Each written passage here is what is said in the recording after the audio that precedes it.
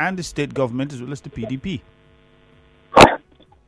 Yeah, what a lot of people don't know, and we need to educate them right now, is that politics comes before election, and immediately after election, we talk about governance.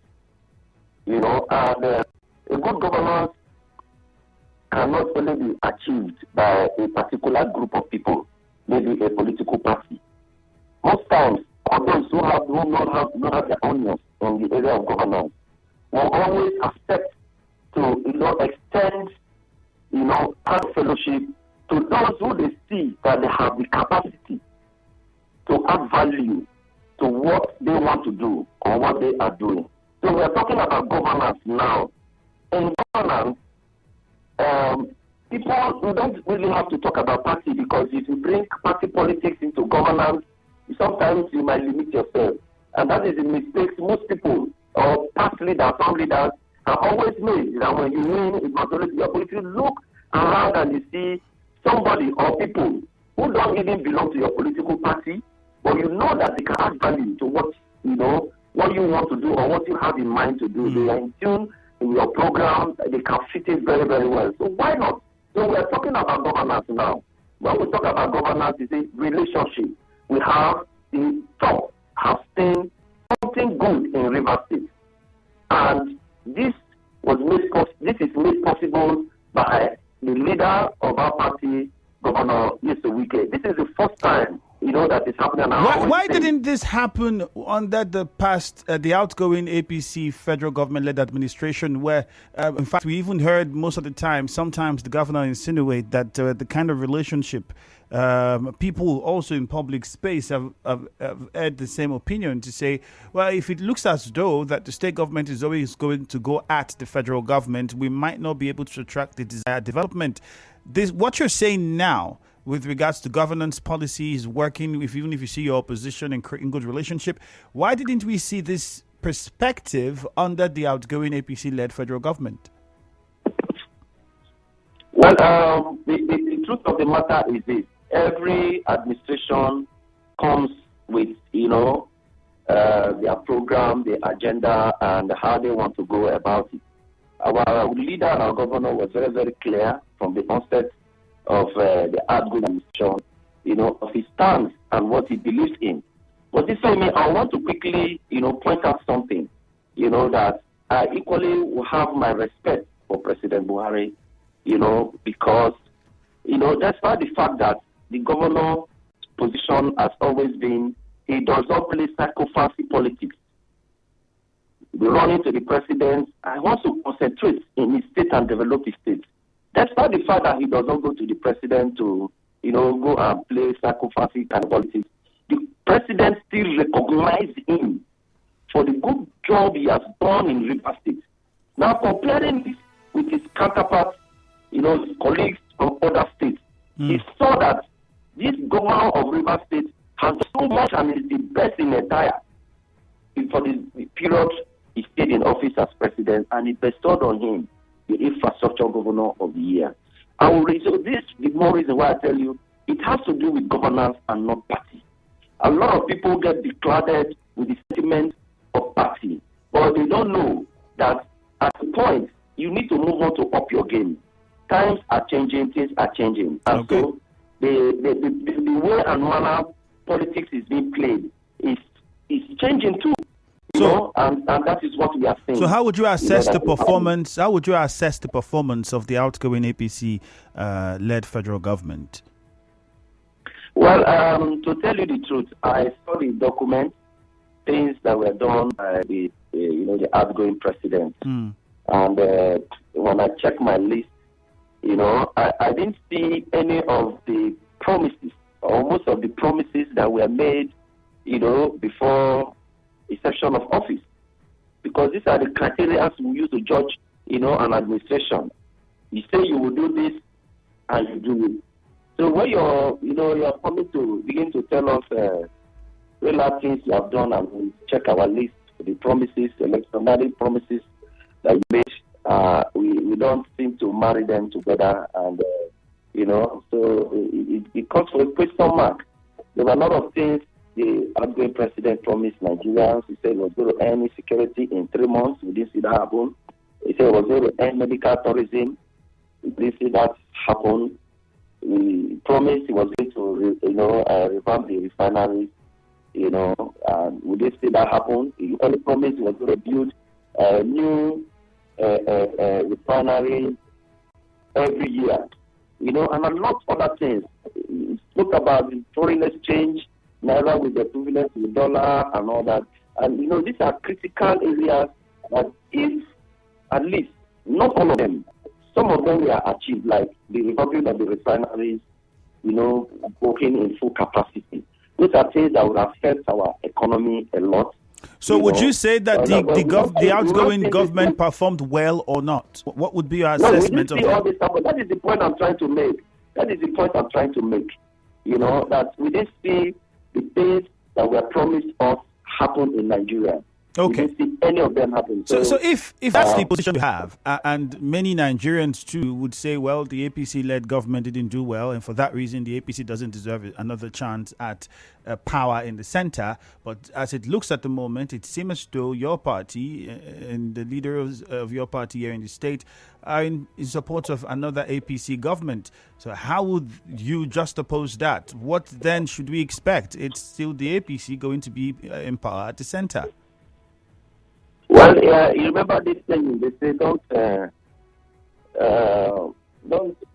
judge the book, by the cover of that book. You have to open it and read what the content is, before you judge. I think Asiwaju Bola Ahmed Tinubu, to a large extent, has been able to demonstrate to people and Nigerians, those who have the eyes to see it, that he's a team player. And this is a style of governance which, if any leader will employ it, all you need to do is to have the right people, and you wouldn't have a problem. All right. Just hold that thought. Mr. Gbara, hold that thought. Hold that thought, Mr. Gbara. Let's go for a commercial. Just hold that thought. We'll go for a commercial. When we come back, we would respond to questions from our listener, and we'll also get to hear from my other guest in the studio, Professor Kenneth Nweke. We'll be right back. We all have that one friend that always hides everything.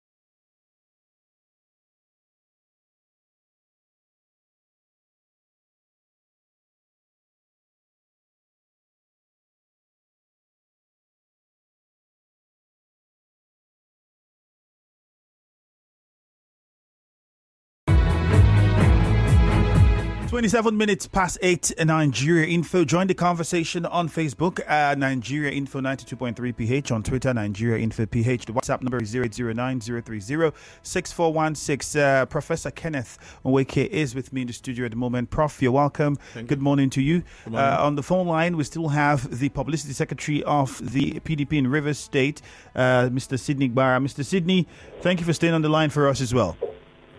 You're welcome. All right, quickly, we'll just take a few questions, comments from our listener. The number to call is 0817-923-0009 or 0817-923-0007. I'll take the number again, 0817-923-0009 and 0817-923-0007. Those are the numbers you can call to ask your questions and make your contributions on the show this morning. Remember, we're still going to reel out some of the facts that were stated in the fact sheet with regards to the performance of the outgoing APC-led federal government by President Muhammadu Buhari. Let's go to Yenagoa first and hear from David. David, go ahead with your contribution and question. Good morning. Greetings to Tony Andrew. Greetings to you. Sincerely speaking, haven't listened to your first guest. What's the name again? Publicity Secretary. Via telephone. Yes. He's still on the line, actually. He can hear you, so go ahead. Nigeria or Rivers State as a state is going to be better when people will see the truth and cannot say it. As far as I'm concerned, your guest is speaking from both sides of the mouth. He is probating and at the same time reprobating. You remember when you asked him a very simple question. Why was it that when the President Muhammadu Buhari in his first visit, when he came to commission the same project, there wasn't a public holiday declared? And the response he gave to you, elementarily, that was then. That is to tell you, people do not have integrity or what? His party, as far as I'm concerned, is at the tribunal. Are you with me? And here he is, now forming an alliance with the opposition party or the ruling party, who is in contention with his party at the tribunal. I don't know how people play politics. This stomach infrastructure idea will not take us anywhere. As far as I'm concerned, they have not been able to convince me. Okay, let's go to Chima. My guest will respond. Chima from Rukuta we lost that call. Sidney Gbara is still with us on the line. He's going to respond to some of those questions or comments that you've made. We'll be getting across to him in a matter of a moment. We'll be taking some more comments on Facebook as well and on Twitter. And we'll also get to hear from my guest in the studio. Remember that you can send messages to us on WhatsApp using the number 0809-030-6416. That's the WhatsApp number, 0809-030-6416. This person says, why are people wailing over locking up shops for half a day while their shops are being locked up for a full day just for a burial ceremony? These same guys that call on radio stations to applaud sit at home ordered by outlawed IPOB. Uzoma Chima sent in that message. Another person says, okay, I can't take that, unfortunately. This one says, good morning. This is what Mr. Obi will call confusion and rascality in governance. It's most unfortunate, to be honest. Uma from Rumodara. Melody from Uniport says, declaration of public holiday because of Tinubu's visit is eye service taking too far. This kind of zealousness and overdue is why he plays bitter and dirty politics. Let's get back to Susie. Susie's in Erema. Good morning, Susie. Yeah, Andrew, good morning. You're welcome. Go on. Yeah, you see, over time, political trajectory has always followed an approach. And all political thoughts, from the time of antiquity, primitive era to now that we're in contemporary era, have had their modus operandi on how it operates. So if Nweke is beginning to link Rivers State to the national, which is actually an opposition to PDP in Rivers State, I think it will be something to commend him about. Even though we are practicing democracy in Nigeria, there is no pure democracy. You will still have elements of unitarian government and authoritarianism coming into democracy by actors, by individuals relatively to them. So what Nweke have done today, if we are talking about stalling the business of people, government have a responsibility to make it lead by the opposition. Now, Tinubu is coming from the national, which is APC, Rivers State PDP is supposed to be an opposition to that effect. But those that are criticizing this move now are the members of the party of the president-elect, which is very unfortunate.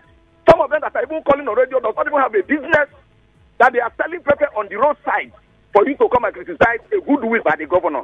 I think that people should refrain from doing certain things about politics and understand the political trajectory and political philosophy of politics, and not to bring everything all to right, the Susie, thank you very much. Let's go to Rumigbo. JJ, go ahead with your question and contribution. Yeah, Andrew, good morning. Good morning. As at the time the president came here, President Muhammadu Buhari, what project did he come to commission? I'm pretty sure you know that. Commission was a federal project. That is his own. Now, in project he can't do. And the governor was there. So why will he declare public holiday for the work of the president? This one is coming to commission a state project and is invited. JJ, and in that case, how come the governor did not declare public holidays for other projects that are state projects that were commissioned in the state before now? If you're going to say the public holiday is because of a state project, we've had various state projects commissioned and we didn't have public holidays for them. By who? The state government. By who? The state government. No, that is what I am saying. You cannot say Fashola is coming to commission project, you declare public holiday. We are looking at a bigger fish, in for that goodness case, sake. JJ, This man is the president-elect. JJ, in that case, then you cannot say the public holidays because of the project, but because of the personality coming. So, if a public holiday is declared because of the hold on, JJ, hold on. If a public holiday is being announced for the president-elect, who's the personality, how come we didn't get one for the president at time? That's the question. Oh, my God. You didn't listen to my initial statement that the president came to commission an airport. That is his own project. I cannot declare public holiday for your own work now. This one, we are coming to receive the president-elect so that you have memories of River State while going to office and know what is due River State. The fact that he has come to see things on ground. That's the trajectory here. So as far as I'm concerned, the governor don't have any business declaring public holiday for President Muhammadu Buhari coming to do his own work, but has every right to declare public holiday for a president-elect that he invited. All right, let's go to Remo Dumaya. Promise, good morning. Yes, good morning once again, my brother. Go ahead. I think our guest in the studio is in order. The pieces of the president-elect Bola Ahmed Tinubu and the declaration of the public holiday, it is also in order, just as you have said. Comparing it to Buhari when our president came and the president-elect coming now declaring public holiday, you cannot compare the both, because I think it is the first time that a president-elect who has not even been sworn in is visiting.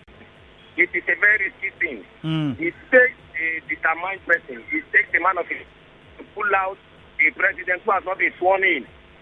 Here, we never allow some persons to come.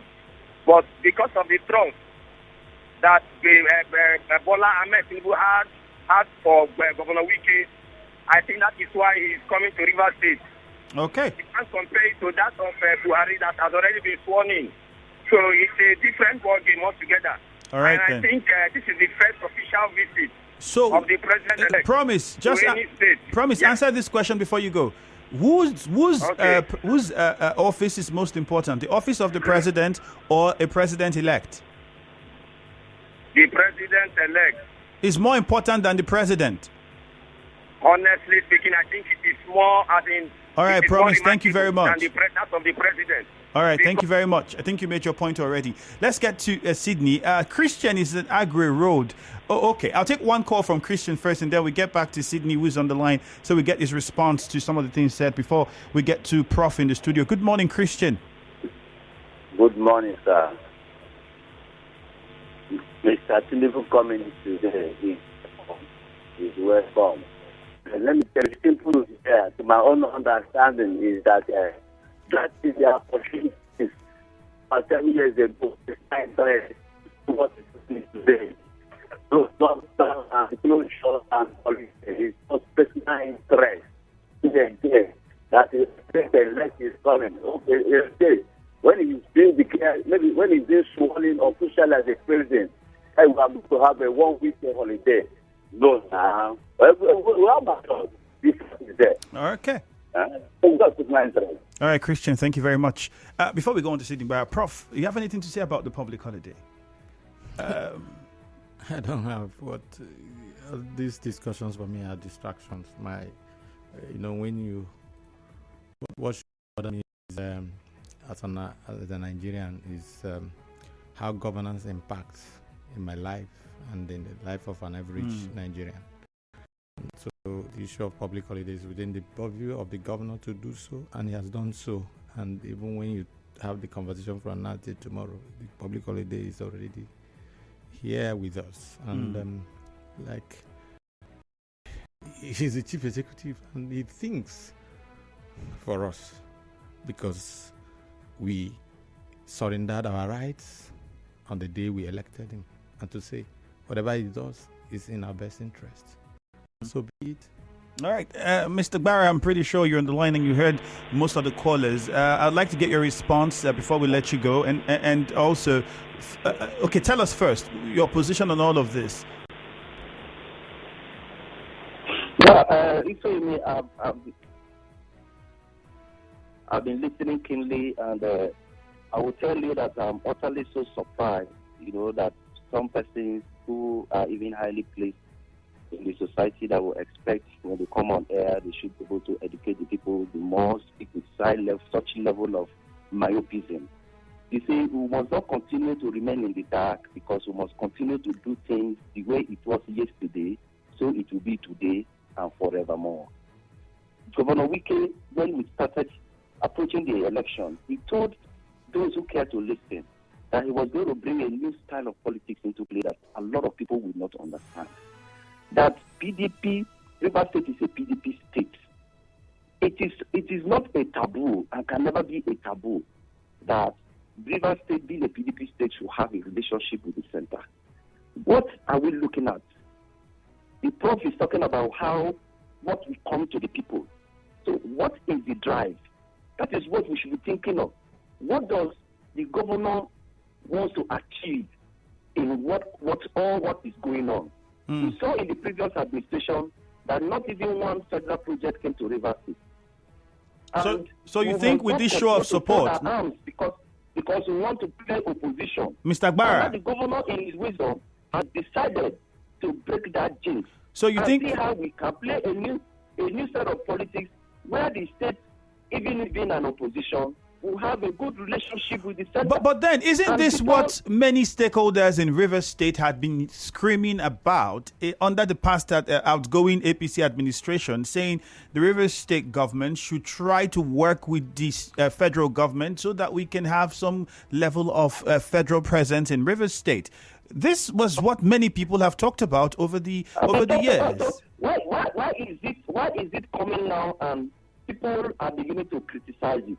What is the reason? It is because a lot of people are being beclouded by I am APC, I am PDP, and all whatnot. You see any move, you don't even want to look at the positive angle. You begin to attack from the negative point of view.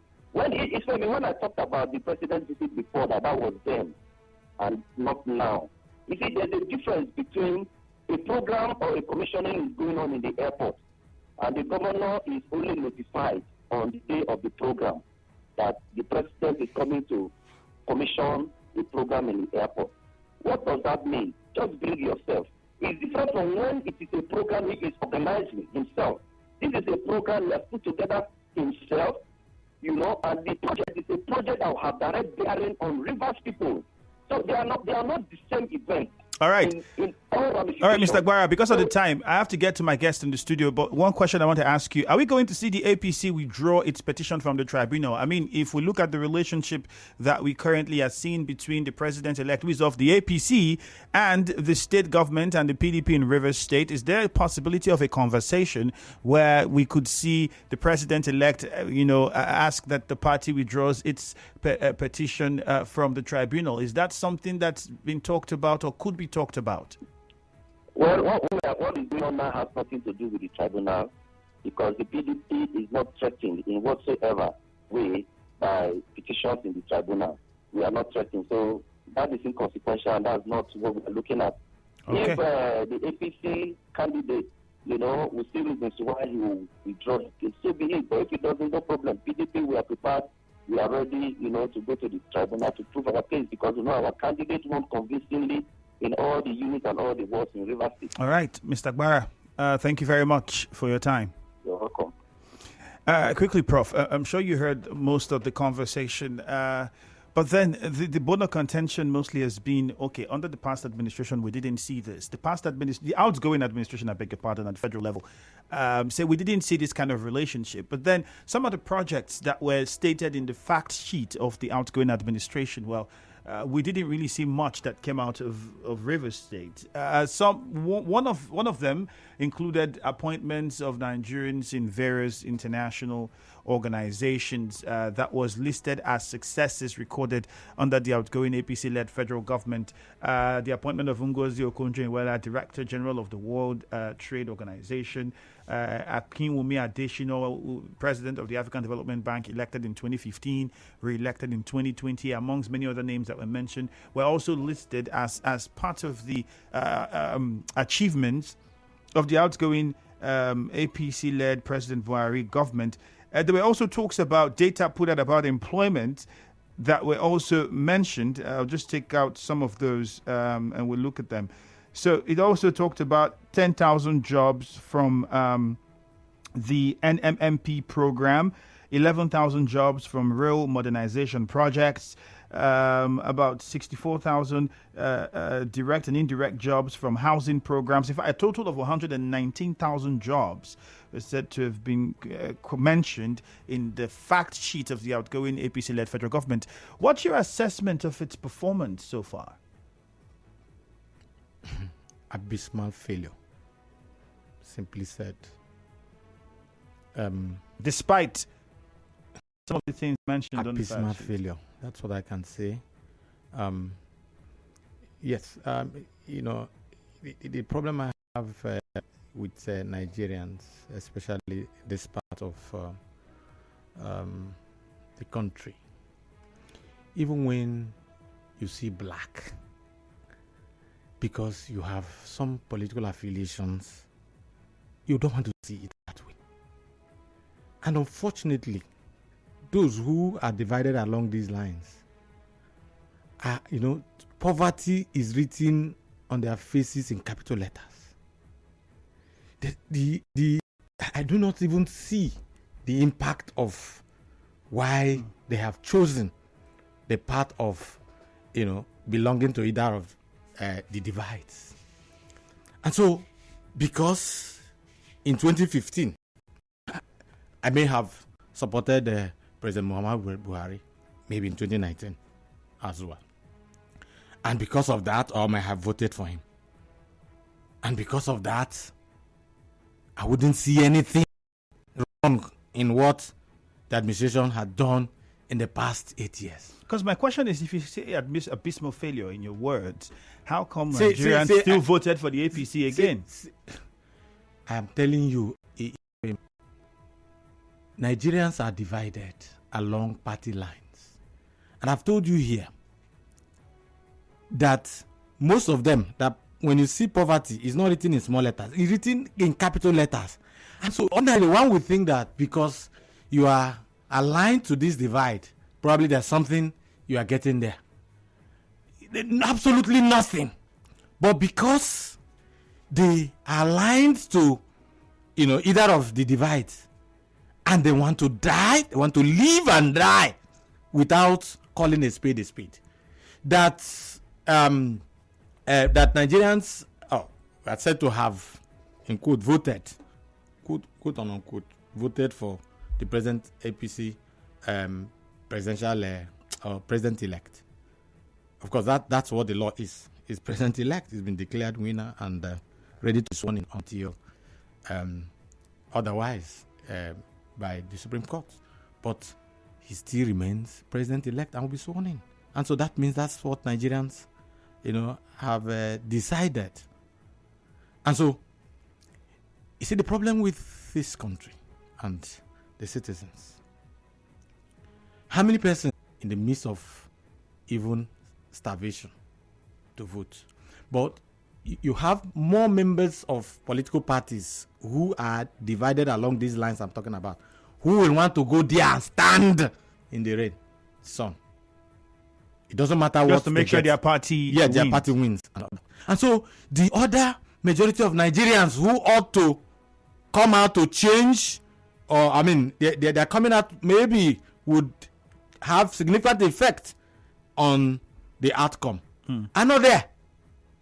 And so whatever is the outcome becomes the outcome of Nigerians. And so when you say, how come probably a government, outgoing government that performed abysmally poor, and so how come the same party won? And so you won't be surprised, because we have more APC controlled states, and of course meaning that you have more people who can come out in the rain believing that their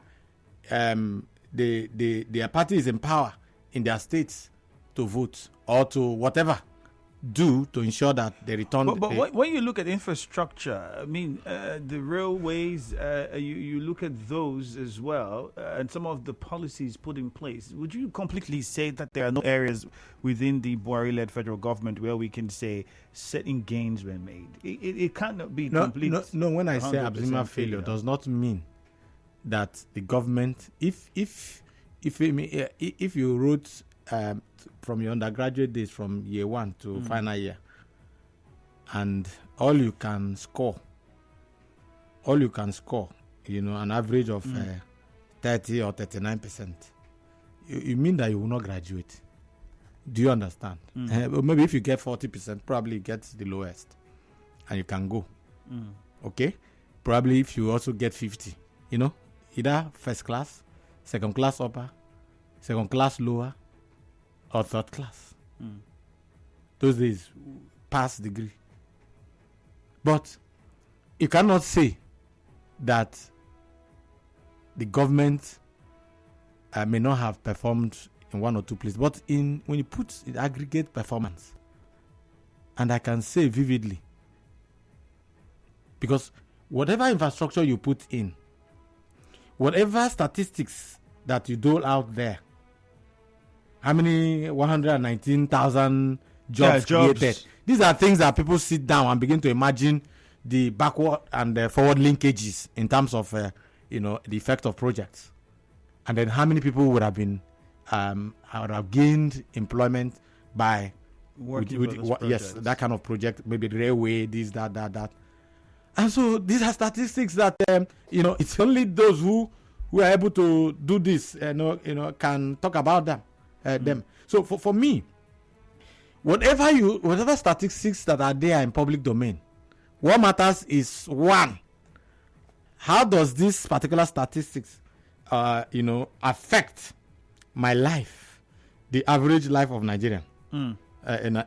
So if on the table of an average Nigerian, you cannot have quality food on your table, and you talk about this statistics, it doesn't matter. So then, how do we have it done in Rivers State? Many would say, well, the government had been very critical about the outgoing APC-led federal government and the APC as a party itself. But then to see the kind of relationship that we have seen in recent times has gotten a lot of people confused. What would you say could be the ultimate aim or goal for this? I guess that one of the guests, Sidney Barrett, said perhaps the government trying to build a bridge and create a relationship with the federal level. And I was asking why we didn't have similar pattern of approach under the outgoing administration. What would you say in your own view? There's nothing I can say than we have too much politics than governance in Nigeria. And so again, you must note that for every politician is himself first, even before the people you want to say, you're standing in for. So, of course, politics takes the center stage before governance, because it is from politics that you are able to ascend to power. And then this is when you are seated that you begin to think about what to do or what not to do that will affect the lives of the people, which is governance. And then in also talking about that, politics comes into play. And so what comes into play is first you feel me? Even before the people. Because you need to live. You need to be in power before you talk about what will go to the people. And so politics takes the center stage of whatever decisions that anybody want to take, whether to align with the federal or not to align, or whether the alignment had not taken place in the past, and then the incoming, there is the potentiality of alliance. And of course, however all of these things should play out, for me, my interest is how does this affect the lives of the average Nigerian, and particularly the Rivers people. Of course, those who are playing the politics are also thinking about themselves first. And then after them, they think about the people. Because if you don't also make yourself relevant politically, then how do you drive governance to the people?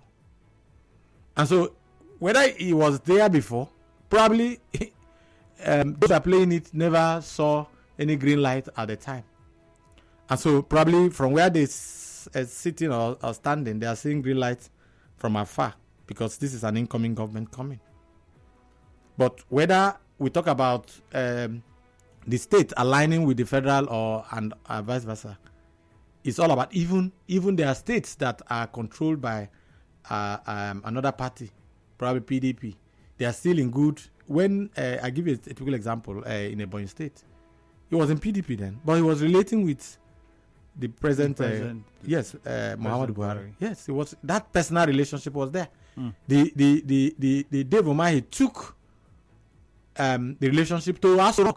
He was in another party. Okay, Prof. But it was first his interest. All right, before even the interest of the people. Let's take this commercial. When we come back, we'll just take closing thoughts. Are you a woman? Do you want to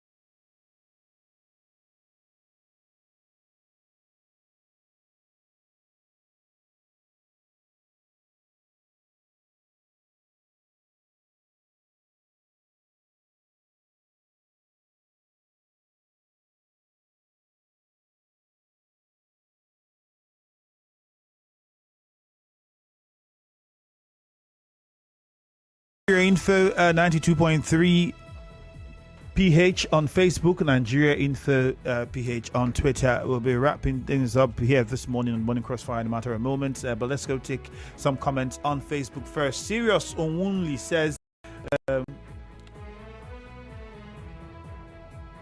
Okay, no, I think that's a response to another comment. Sonny Nwidag says, good morning. The fact sheet of President Buhari is nothing but a pandemic that caused Nigeria so pain. Thank God that the visit of President-elect Bola Tinubu to Rivers State will be a historic event, because this will be the first visit the first time a President-elect will visit a state for an official commissioning. Also, Francis Indamane says is watching from Enugu State. Okay. It says, good morning to the crew. At the tail end, truth must prevail, says also from Enugu.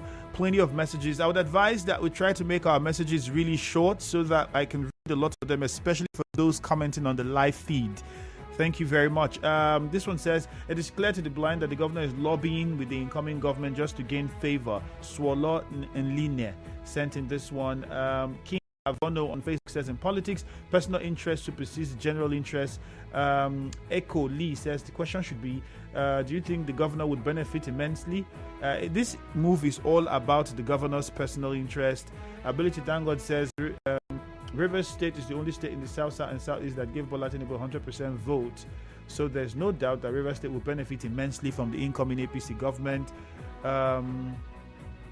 This one says, how can Rivers State benefit when one man only sees the reasons? Think about his appointments and pockets.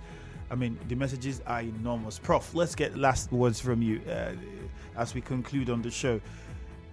What you've said you that the outgoing APC-led federal government failed, but then we still have APC producing the incoming government.